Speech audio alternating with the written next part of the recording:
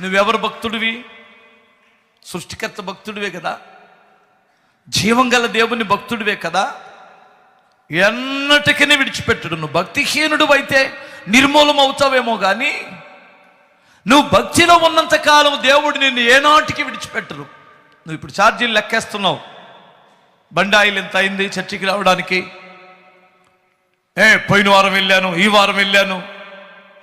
అరే, ఏనాడైనా తాగుబోతోడు లెక్కేసుకున్నాడంటాయా?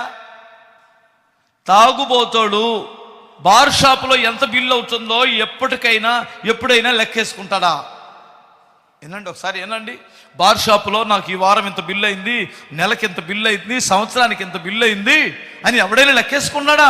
ఎంత ధారాళమైన మనసు వచ్చిందో. నువ్వు కూడా తాగు మావా, నేను ఇస్తా, నువ్వు తాగు అని జోబులో చేయబెట్టే ధారాళమైన మనసు తాగుబోతోడుకుందే లేదా? ఆడొక్కడే తాగితే పర్వాలా, తన ఫ్రెండ్స్కి కూడా పోపిస్తాడు. చాలామంది భార్యలు అక్కడే ఏడుస్తున్నారు, వాడు తాగి చెప్తే బాగుండు అన్నయ్య, ఆయన అంటే ఎంతమంది ఉంటే అంతమందికి పోపిస్తాడు అన్నయ్య. ముందు వాడికి కానీ కొంచెం వేపిచ్చారంటే ఎవడైనా ఇక ఎంత ఉంటే అంత తీస్తాడు బయటికి.